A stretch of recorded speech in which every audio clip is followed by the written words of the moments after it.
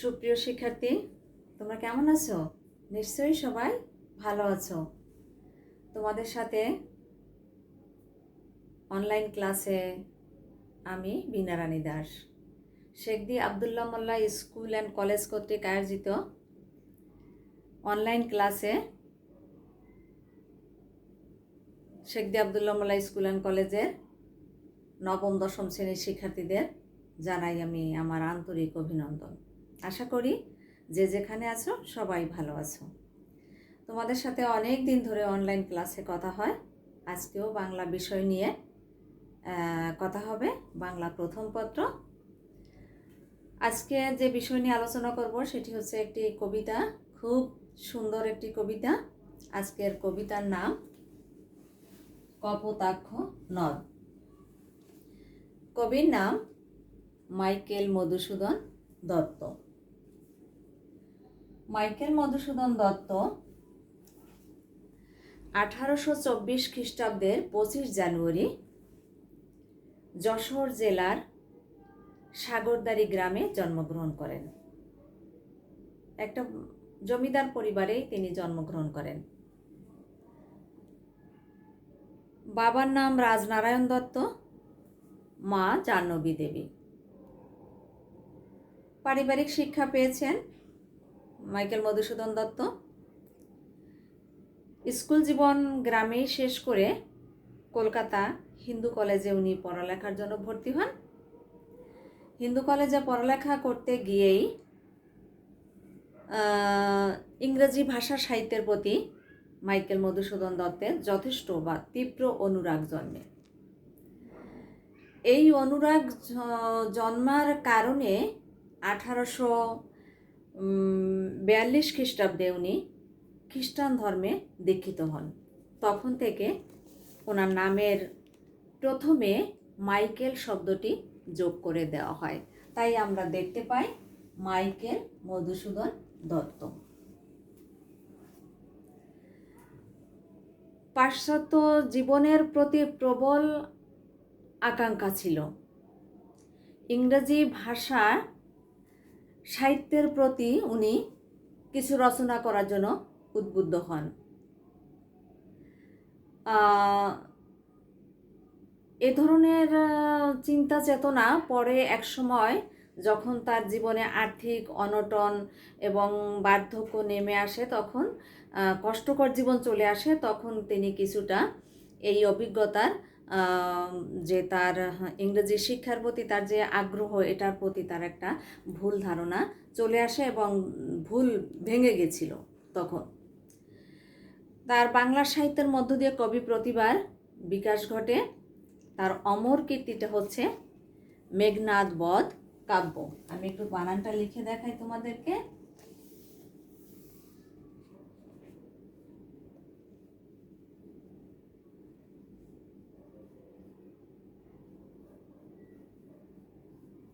এটা হচ্ছে মেঘনাদ বধ কাব্য, হচ্ছে তার একটা অমর কীর্তি। এছাড়া বিভিন্ন কাব্যগ্রন্থ আছে। তিলোত্তমার সম্ভব কাব্য, বীরঙ্গনা, ব্রজঙ্গনা, চতুর্দশপদী কবিতাবলী, নাটক আছে কৃষ্ণকুমারী, শর্মিষ্ঠা, পদ্মাবতী, প্রহসন আছে একেই কি বলে, সভ্যতা, বুড়ো শালিকের ঘাড়েরও।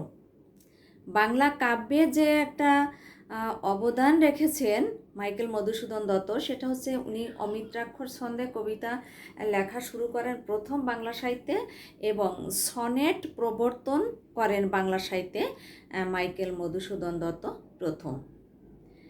এই যে কবি প্রতিভা, বাংলা সাহিত্যে তার যে অবদান, এই কবি প্রতিভার অবদান রেখে মাইকেল মধুসূদন দত্ত 1873 খ্রিস্টাব্দে 29 জুন পরলোক গমন করেন। আমি সংক্ষেপে মাইকেল মধুসূদন দত্তের জীবনী আলোচনা করলাম। এবার আমরা একটু কবিতাটি দেখব। চমৎকার সুন্দর কবিতা। কবিতার মধ্যে কবির দেশপ্রেম ফুটে উঠেছে। কবিতার মধ্যে তার যে ভুলগুলো, কবিতার মধ্যে তার যে স্বদেশপ্রীতি, কবি যে দেশমাতৃকাকে কি জ্ঞানে দেখেছে, এগুলো কিন্তু সুন্দর মতো ফুটে উঠেছে। তোমরা কবিতার মধ্যে এগুলো জানতে পারবে। আমি একটু কবিতাটি পড়ছি, তোমরা সবাই লক্ষ্য করো। আর সবাই সামনে যারা আমার ক্লাসগুলো দেখতেছো তোমরা বইগুলো খুলবে, বই খুলে একটু দেখবে। সতত হে নদ তুমি পড়ো মোর মনে, সতত তোমারই কথা ভাবিয়ে বিরলে, সতত যেমতি লোক নিশার স্বপনে শোনে মায়া মন্ত্রধ্বনি তব কলকলে, জুড়াইয়ে কান আমি ভ্রান্তির ছলনে। বহু দেশে দেখিয়াছি বহু নদ দলে, কিন্তু এ স্নেহের তৃষ্ণা মিটে কার জলে, দুগ্ধ স্রোতরূপী তুমি জন্মভূমি স্তনে। আর কিহে হবে দেখা যতদিন যাবে, প্রজারূপে রাজরূপ সাগরের দিতে বাড়ি রূপ কর তুমি, এ মিনতি গাবে বঙ্গজনের কানে শখে সখারিতে, নাম তার এ প্রবাসে মজি প্রেম ভাবে, লয়েছে যে তব নাম বঙ্গের সঙ্গীতে। কবিতাটি এতই চমৎকার, দেশপ্রেম কবির চরমভাবে ফুটে উঠেছে। আজ এই কবিতাটি পড়াতে গিয়ে আমি কবিতাটি আলোচনা করলাম। এখানে কি কি আলোচনা করব বিষয় নিয়ে সেগুলো একবার দেখো তোমরা। কবির দেশপ্রেম সম্পর্কে আলোচনা করব, শব্দার্থ নিয়ে আলোচনা করব, মূলভাব নিয়ে আলোচনা করব, চতুর্দশপদী কবিতার বৈশিষ্ট্য নিয়ে আলোচনা করব। কবিতার মধ্যে আমরা যে কয়েকটা শব্দার্থ পেয়েছি, তোমরা শব্দার্থগুলো জেনে নাও।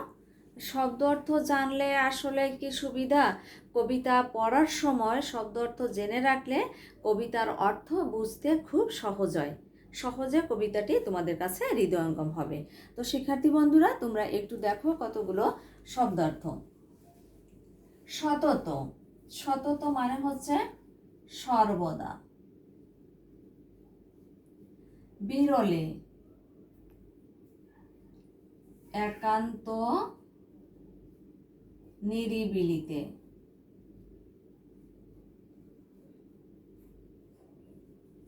নিশা, রাত্রি। ভ্রান্তি, ভুল।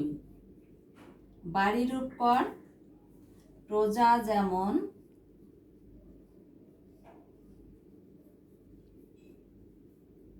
রাজাকে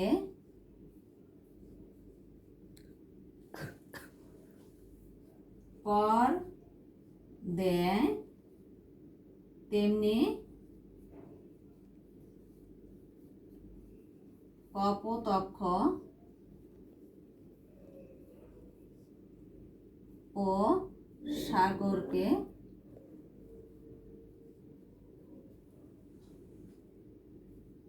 কর হিসেবে জল দিত। এটা গেল আমার শব্দার্থ। সতত, সর্বদা, বিরলে, একান্ত নিরিবিলিতে, নিশা, রাত্রি, ভ্রান্তি, ভুল, বাড়িরূপ কর, প্রজা যেমন রাজাকে কর দেয় তেমনি কপোতাক্ষ নদ সাগরকে কর হিসেবে জল দিত। তো শিক্ষার্থী বন্ধুরা, আমরা কবিতার মধ্যে কতগুলো শব্দার্থ পেলাম। এবার আমরা দেখব কবিতার মূল ভাবটা কি। আমরা মূল ভাবটা দেখব। কপোতক্ষ নদের প্রথম লাইনটা, সতত হে নদ তুমি পরমোর মনে। দেখো, এই কপোতক্ষ নদ কবিতাটি কবি মাইকেল মধুসূদন দত্ত চতুর্দশপদী কবিতাবলী থেকে গৃহীত হয়েছে। এই কবিতায় কবির দেশপ্রেম এত সুন্দরভাবে প্রকাশ করেছেন, তার স্মৃতি কাতরতা অত্যুজ্জ্বল হয়ে এখানে ফুটে উঠেছে। কবি মাইকেল মধুসূদন দত্ত সাগরদাড়ি গ্রামে কপোতাক্ষ নদের তীরে প্রাকৃতিক পরিবেশে বড় হয়েছেন। তিনি যখন ফ্রান্সে বসবাস করেন তখন শৈশব কৈশোরের এই বেদনা বিধুর স্মৃতি তার মনে কাতরতা জাগিয়েছে। তাই কপোতক্ষ, সেই সুদূর ফ্রান্সে বসেও কপোতক্ষ নদের সেই কলকল ধ্বনি তিনি শুনতে পান। পৃথিবীর অনেক দেশে অনেক নদ নদী তিনি দেখেছেন, কিন্তু কোনো নদ নদীর জলে তার তৃষ্ণা নিবারিত হয়নি। জন্মভূমির এই কপোতাক্ষ নদ যেন মায়ের স্নেহ ডোরে তাকে বেঁধেছে।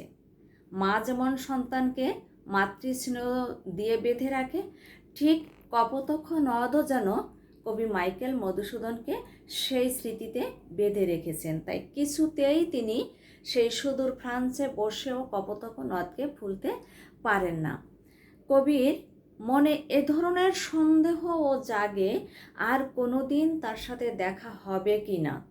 তাই কবি কপোতাক্ষ নদের কাছে সবিনয় মিনতি করছে, বন্ধু ভেবে কপোতাক্ষ নদ এবং বাংলা যেন তাকে স্নেহ ডোরে ভালোবাসে।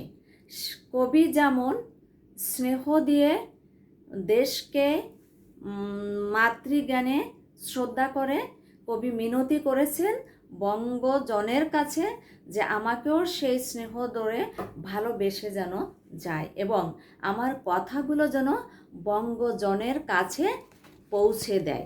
আমার স্মৃতি কাতরতা, আমার দেশপ্রেম, আমার দেশের প্রতি ভালোবাসা, আমার শৈশবের সেই স্মৃতি কাতরতা এমন নাড়া দিচ্ছে যে এগুলো যেন বঙ্গবাসীর নিকট আমার কথাগুলো পৌঁছে দেয়।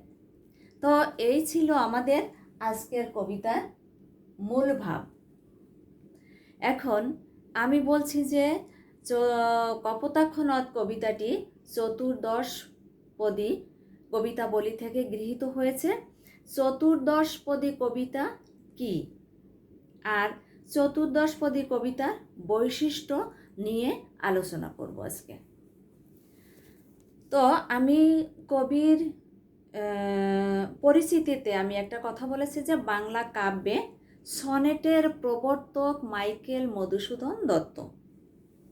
এখন সনেট হচ্ছে চতুর্দশপদী কবিতার ইংরেজি শব্দ, যার বাংলা হচ্ছে চতুর্দশপদী কবিতা। এই চতুর্দশপদী কবিতা মূলত মধ্যযুগে ইতালিতে প্রথম শুরু হয়। এই পেত্রার্ক নামক ইতালির এক কবির অনুসরণে মাইকেল মধুসূদন দত্ত এই চতুর্দশপদী কবিতা বাংলায় লেখা শুরু করেন। চতুর্দশপদী কবিতাটা কি? 14 চরণ 14 মাত্রা বিশিষ্ট ভাবসংহত কবিতাই হলো চতুর্দশপদী কবিতা। চতুর্দশপদী কবিতাগুলো যদি আমরা একটা লাইনে একটু দেখি, আমরা সহজেই বুঝতে পারবো যে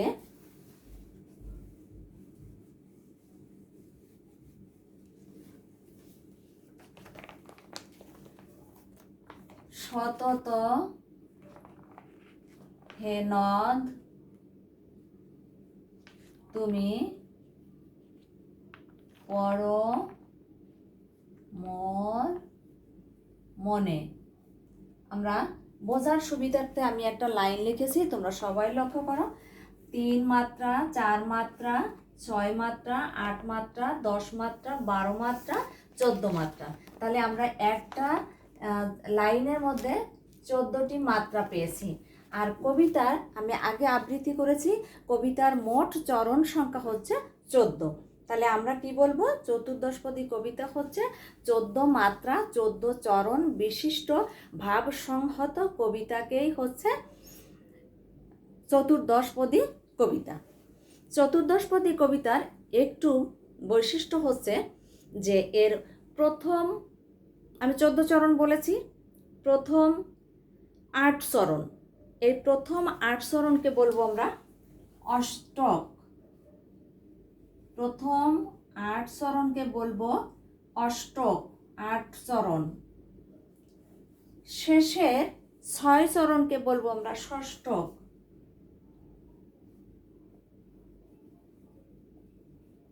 ছয় চরণ।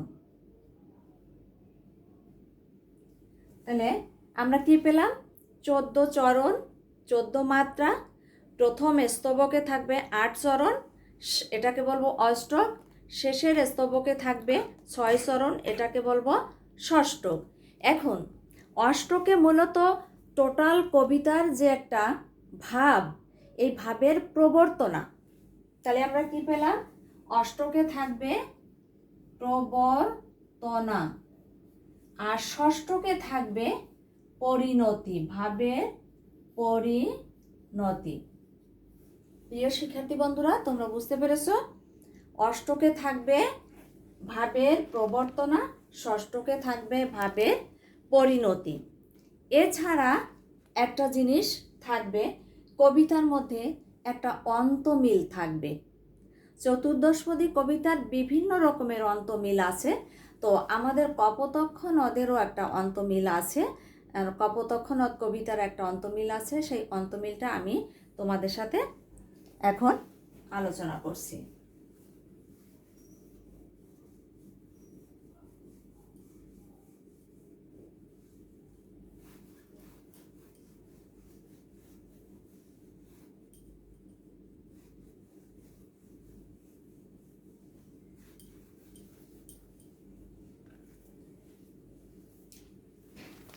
অন্তমিলটা তোমরা বুঝতে পেরেছো? যেমন সতত হে নদ তুমি পরমর মনে, এখানে আমি শেষ শব্দটা কি? মনে। এই মনে কথাটাই আমি শুধু লিখব। যেমন অষ্টকের ষষ্ঠ মিল আমরা দেখি, মনে, বিরলে। শেষের লাইন বুঝতে পারছো? সতত হে নদ তুমি পরমর মনে, স্বপনে, স্বপনে, কলকলে, স্বপনে কলকলে, ছলনে, স্বপনে কলকলে ছলনে, দলে, জলে, স্তনে। এটা হচ্ছে আমার অষ্টকের 8 লাইনের শেষ শব্দগুলো। এখন এই শেষ শব্দগুলোকে অন্তমিলের কথা আমি কিন্তু বলেছি, এখানে অন্তের একটা মিল থাকে, অর্থাৎ শেষের একটা মিল থাকে, সেই কথাগুলোই বলেছি। আমরা এখানে অন্তমিলকে ক খ ধরতে পারি, অথবা এক্স ওয়াইও ধরতে পারি, যেভাবে তুমি খুশি তুমি ধরে নিতে পারো। যদি নেকে আমরা ক ধরি তাহলে এটা হবে ক, লেকে আমরা খ ধরি এটা হবে খ, ঠিক নে হবে ক, লে হবে খ, নে হবে ক, লে হবে খ, লে হবে খ, নে হবে ক। শিক্ষার্থী বন্ধুরা, তোমরা বুঝতে পেরেছ? তাহলে আমাদের অন্তমিলটা আসতেছে ক খ, ক খ, ক খ খ, ক। তাহলে আমরা প্রথম 8 চরণের অষ্টমিলটা কি পেলাম আমরা? অন্তমিলটা ক খ, ক খ,